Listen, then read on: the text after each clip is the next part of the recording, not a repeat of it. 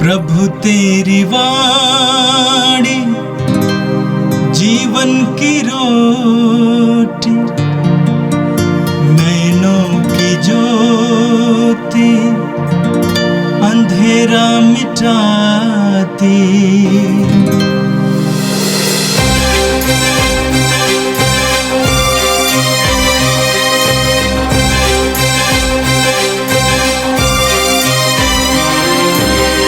प्रभु तेरी वाणी जीवन की रोटी, नैनों की ज्योति अंधेरा मिटाती। प्रभु तेरी वाणी जीवन की रोटी, नैनों की ज्योति अंधेरा मिटाती। वाणी वाणी वाणी वाणी वाणी पवित्र है, शाश्वत है, जीवन का मन्ना है। 23 सितंबर शनिवार। पहला पाठ तिमोथी के नाम संत पौलुस का पहला पत्र, अध्याय 6 पद संख्याएं 13 से 16 तक। ईश्वर के सामने जो सबको जीवन प्रदान करता है और यीशु मसीह के सामने जिन्होंने पोंतुस पिलातुस के सम्मुख अपना उत्तम साक्ष्य दिया है, मैं तुमको यह आदेश देता हूँ कि हमारे प्रभु यीशु मसीह की अभिव्यक्ति के दिन तक अपना धर्म निष्कलंक तथा निर्दोष बनाए रखो। यह अभिव्यक्ति यथा समय परम धन्य तथा एकमात्र अधीश्वर के द्वारा हो जाएगी। वह राजाओं का राजा और प्रभुओं का प्रभु है, जो अमरता का एकमात्र स्रोत है, जो अगम्य ज्योति में निवास करता है, जिसे न तो किसी मनुष्य ने कभी देखा है और न कोई देख सकता है। उसे सम्मान तथा अनंत काल तक बना रहने वाला सामर्थ्य। आमीन। यह प्रभु की वाणी है। संत लूकस के अनुसार प्रभु यीशु का पवित्र सुसमाचार, अध्याय 8 पद संख्याएं 4 से 15 तक। एक विशाल जनसमूह एकत्र हो रहा था और नगर नगर से लोग यीशु के पास आ रहे थे। उस समय उन्होंने यह दृष्टांत सुनाया। कोई बोने वाला बीज बोने निकला। बोते बोते कुछ बीज रास्ते के किनारे गिरे। वे पैरों से रौंदे गए और आकाश के पक्षियों ने उन्हें चुग लिया। कुछ बीज पथरीली भूमि पर गिरे। वे उगकर नमी के अभाव में झुलस गए। कुछ बीज कांटों में गिरे। साथ साथ बढ़ने वाले कांटों ने उन्हें दबा दिया। कुछ बीज अच्छी भूमि पर गिरे। वे उगकर 100 गुना फल लाए। इतना कहने के बाद वो पुकार कर बोले, जिसके सुनने के कान हो वो सुन ले। शिष्यों ने उनसे इस दृष्टांत का अर्थ पूछा। उन्होंने उनसे कहा, तुम लोगों को ईश्वर के राज का भेद जानने का वरदान मिला है। दूसरों को केवल दृष्टांत मिले, जिससे वे देखते हुए भी नहीं देखे और सुनते हुए भी नहीं समझे। दृष्टांत का अर्थ इस प्रकार है। ईश्वर का वचन बीज है। रास्ते के किनारे गिरे हुए बीज वे लोग हैं जो सुनते हैं, परंतु कहीं ऐसा ना हो कि वे विश्वास करें और मुक्ति प्राप्त कर ले। इसलिए शैतान आकर उनके हृदय से वचन ले जाता है।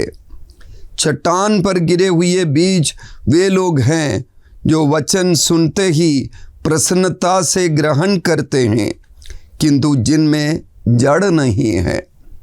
वे कुछ ही समय तक विश्वास करते हैं और संकट के समय विचलित हो जाते हैं। कांटों में गिरे हुए बीज वे लोग हैं जो सुनते हैं, परंतु आगे चलकर वे चिंता, धन संपत्ति और जीवन के भोग विलास से दब जाते हैं और परिपक्वता तक नहीं पहुंच पाते।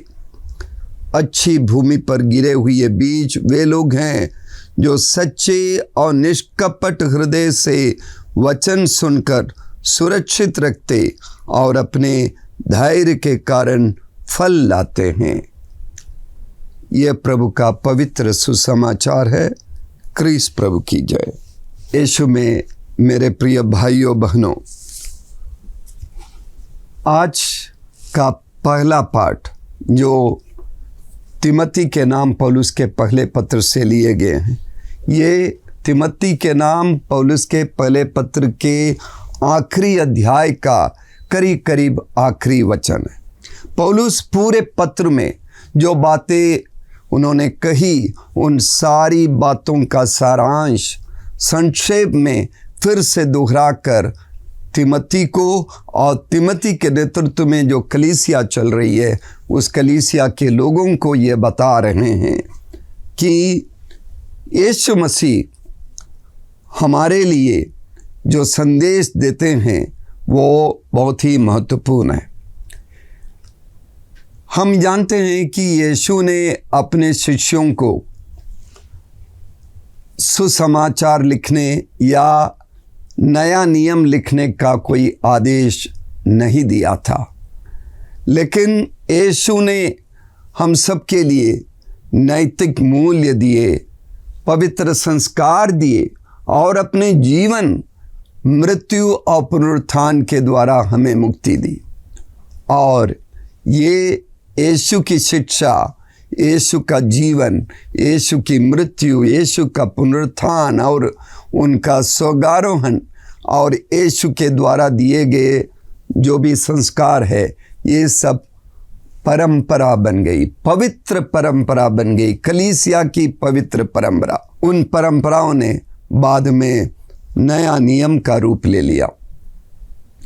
मेरे प्रिय भाइयों बहनों, कलीसिया एक न्यास की तरह है और इस न्यास के हम सभी न्यासी हैं, हम सभी ट्रस्टी हैं और हमारे लिए प्रभु यीशु की शिक्षा, प्रभु यीशु का जीवन और प्रभु यीशु के द्वारा दिए गए संस्कार, प्रभु यीशु के वचन, ये सब हमारे लिए धाती है, हमारे धरोहर है, हमारे लिए बड़े अमूल्य विरासत है।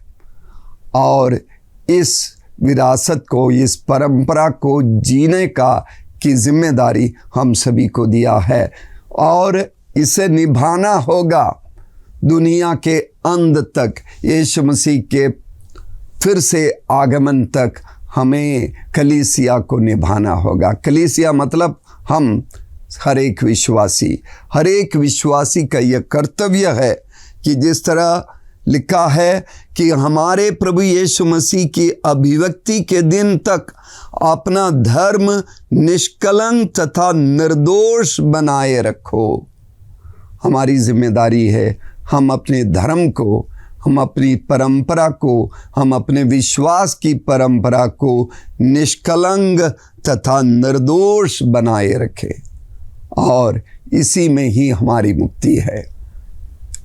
यीशु के द्वारा दिए गए जो हमारी विरासत है और प्रेरितों के द्वारा हमें जो प्राप्त परंपरा है, उसे बनाए रखना हमारा फर्ज है, हमारा कर्तव्य है। और वही यीशु मसीह अमरता का एकमात्र स्रोत है जो अगम्य ज्योति में निवास करता है, जिसे न तो कोई मनुष्य ने कभी देखा है और न कोई देख सकता है। उसे सम्मान तथा अनंत काल तक बना रहने वाला सामर्थ्य, आमीन। तो वो सामर्थ्य, अनंत काल तक बना रहने वाला सामर्थ्य हमारे द्वारा होना है। हमको स्वयं अपने जीवन में वो क्षमता, वो पवित्रता और परिपक्वता की क्षमता जीकर हमें साबित करना है कि यीशु मसीह ने हमें जो विश्वास दिया है वो हमारे मुक्ति का साधन है और उसी से हम मुक्त है, उसका साक्ष्य हमें देना है। मेरे प्रिय भाइयों बहनों, आज के सुसमाचार पर बात करने से पूर्व मैं आपको एक छोटा सा दृष्टांत सुनाना चाहता हूँ। अक्सर दिन में बार बार हम लोगों अपने मोबाइल से बातें करते और कहते हैं, हेलो, मेरी आवाज़ आपको सुनाई दे रही है? जी, अक्सर हम एक दूसरे की आवाज़ सुनते हैं, कभी कभी हम सुन नहीं पाते क्योंकि वहाँ नेटवर्क नहीं है, और हम एक दूसरे से कहते हैं कि नेटवर्क की कमी है इसीलिए आवाज़ नहीं सुनाई दे रही है। कभी हमें मोबाइल खुद बताता है नेटवर्क नहीं, नो नेटवर्क, या आउट ऑफ रेंज कहा जाता है। तो हमारे प्रतिदिन के जीवन में आपसी वार्तालाप में हम इसका अनुभव करते, साथ साथ हमारे आत्मिक जीवन में भी हम कभी कभी नेटवर्क के बाहर हो जाते हैं और नेटवर्क की कमी का एहसास करते। ईश्वर के साथ हमारा नेटवर्क छूट जाता है और हम परेशानी में आ जाते हैं। आज के सुसमाचार में बीज बोने वाले का दृष्टांत हमने सुना। 3-4 प्रकार के जगहों पर बीज डाले गए, बीज बोए गए। बीज बोने वाले की कोई गलती नहीं थी, बीज की कोई गलती नहीं थी, लेकिन वो भूमि वो कैसी थी, इसी पर उसका उत्पादन का असर हुआ। और जो रास्ते के किनारे जो बीज बोया गया, यानी ईश्वर का वचन उन लोगों के हृदयों में आ गया जहाँ वो जड़ नहीं ले पाया, वो मिट्टी के नीचे जा ही नहीं पाया क्योंकि वहाँ बहुत सारे अन्य बातें थी। रास्ते के किनारे जो लोग हैं जो सुनते हैं, परंतु कहीं ऐसा ना हो कि वे विश्वास करे और मुक्ति प्राप्त कर ले, इसलिए शैतान आकर उनके हृदय से वचन ले जाता है। शैतान का खेल चारों तरफ हम देखते हैं, हमें वचन प्राप्त करने के लायक नहीं बनाता है। शैतान ऐसा कार्य करता है कि वचन हम में जड़ नहीं ले पाता और हम तमाम तरह की दुविधाओं में फंसे हुए हैं और सांसारिक चीज़ें हमारी चारों तरफ है, जिसके कारण बीज रूपी वचन हमारे कानों में नहीं पड़ते हैं, हम सुन नहीं पाते, ध्यान नहीं दे पाते और वो हमारे लिए निरर्थक बन जाता है, बेकार की चीज़ बन जाती है। तो एक दूसरे प्रकार के बीज है जो चट्टान पर गिरे हुए बीज है, और ये उन लोगों के सूचक हैं जो वचन सुनते ही प्रसन्नता से ग्रहण करते हैं, किंतु जिनमें जड़ नहीं है वे कुछ ही समय तक विश्वास करते हैं और संकट के समय विचलित हो जाते हैं। हम अपने जीवन में भी अनुभव करते हैं, कभी कभी हम लोग साधना में भाग लेते हैं और आत्मिक कार्यक्रमों में भाग लेते हैं, हमारे अंदर बहुत बड़ा उत्साह आ जाता है, बहुत अच्छे ढंग से हम एक निर्णय लेते हैं कि आगामी जीवन हमारा ठीक रहेगा, हम प्रभु के साथ रहेंगे वगैरह वगैरह का संकल्प भी हम लेते हैं, लेकिन कुछ ही समय के अंदर वो सारा संकल्प, वो दृढ़ निश्चय सब चूर हो जाता है। हम पुनः वापस अपनी जगह पर आते हैं क्योंकि वे हमारे पास वो विश्वास की कमी है। हम संकट के समय विचलित हो जाते हैं, विचलित करने वाली सारी बातें हैं, हम विचलित करने वाले बातों से गुमराह हो जाते हैं। जो वचन हमने सुना था वो जड़ नहीं ले पाता है। और तीसरा, कांटों में गिरे हुए बीज उस तरह के लोगों के सूचक हैं जो सुनते हैं परंतु आगे चलकर वे चिंता, धन संपत्ति और जीवन के भोग विलास में दब जाते हैं और परिपक्वता तक नहीं पहुंच पाते। तो हमारे जीवन का उद्देश्य यदि धन कमाना हो या पद कमाना हो, यदि हमारे जीवन का उद्देश्य सांसारिक भोग विलास हो, तो हम कांटों में गिरे हुए यानी प्रभु के वचन तो हम सुनते हैं लेकिन वो वचन हमें परिपक्व नहीं हो पाते हैं, ऐसी सूची में हम आते हैं। तो हमें अच्छी भूमि पर गिरे हुए बीज पाने वाले लोग बन जाना चाहिए, जो सच्चे और निष्कपट हृदय से वचन सुनकर सुरक्षित रखते और अपने धैर्य के कारण फल लाते। तो धैर्य की ज़रूरत है, परिपक्वता की ज़रूरत है, निष्कपटता की ज़रूरत है, सच्चाई की ज़रूरत है। इसके आधार पर अच्छी भूमि तैयार करे। उर्वरक भूमि हमारी यदि हो तो हम जीवन में अच्छी चीज़ें कर पाएंगे। तो सब में हम देखते हैं कमी बीज की नहीं है, कमी वचन की नहीं है, लेकिन कमी है जिस तरह बीज के लिए कमी जिस तरह के ज़मीन थी, उसी तरह वचन के लिए ज़रूरी है कि हमारे हृदय सही ढंग से ढंग का हो। हृदय का मतलब ईश्वर के साथ हमारा रिश्ता। रोमियों के नाम पौलुस के पत्र के 10वें अध्याय के 10वें पद पर पौलुस कहते हैं, हृदय से विश्वास करने पर मनुष्य धर्मी बनता है और मुख से स्वीकार करने पर उसे मुक्ति प्राप्त होती है। तो हृदय से विश्वास करना है। प्रभु यीशु के एक कथन को आज के सुसमाचार में हमने सुना। यीशु इतना सब कहने के बाद पुकार कर बोले, जिसके सुनने के कान हो वो सुन ले। मतलब जिसका हृदय निष्कपट हो, जिसके हृदय में सुनने की क्षमता हो, सुनने की इच्छा हो और सच्चाई हो, ईमानदारी हो, वो सुन पाएंगे और वचन को ग्रहण कर पाएंगे और वचन के बीज उनमें अंकुरित होकर, पल्लवित होकर, पुष्पित होकर और बहुत सारे फल देंगे। मेरे प्रिय भाइयों बहनों, हमारा जीवन इस तरह के सही हृदय और सही कान के लिए हम बुलाए गए। यदि हम अपने जीवन की तुलना करें तो जिस तरह पवित्र ग्रंथ बाइबल में हम इस्राएल के भूगोल के बारे में सुनते हैं, वहाँ पर हम अक्सर नए नियम में विशेषकर हम सुनते हैं यरदन नदी के बारे में। यरदन नदी के दोनों छोर पर एक एक समुद्र है, एक मृत सागर और दूसरा है गलील का सागर। दोनों सागर नहीं है, इस्राएलियों की भाषा में इसे सागर कहते हैं, वास्तव में वे झील है।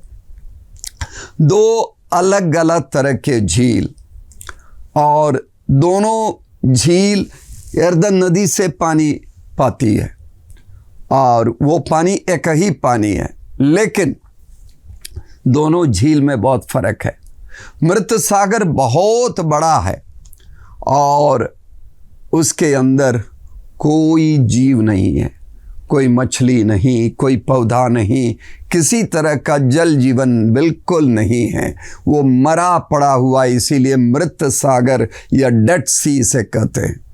और उत्तर में उसी यरदन नदी से पानी पाता है गलील की झील, और गलील की झील में बहुत सारी मछलियां हैं और जीवन है।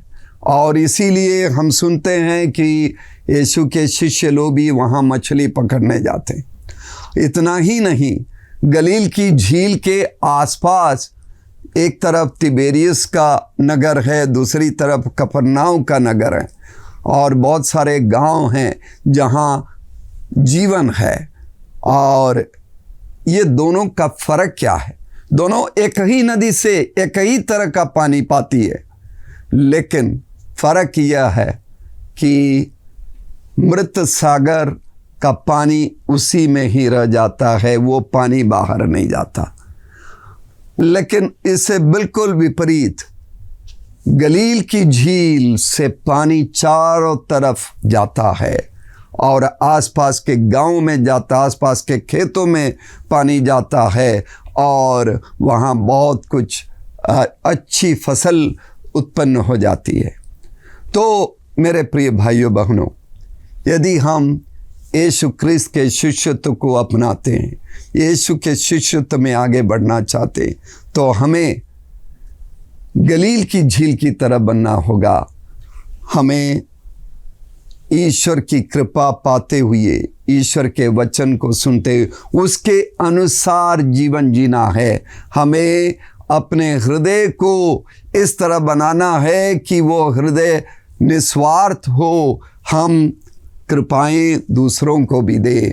हमारा जीवन ईश्वर की कृपाओं से अनुग्रहित है, तो हम जीवन दूसरों के जीवन को भी अनुग्रहित करें। अपने परोपकार के द्वारा, अपनी सेवा के द्वारा हम उस भूमि की तरह बने जो उर्वरक मिट्टी की है, जो अच्छी मिट्टी की है, जहाँ पर 60 गुना 100 गुना फल उत्पन्न होता है।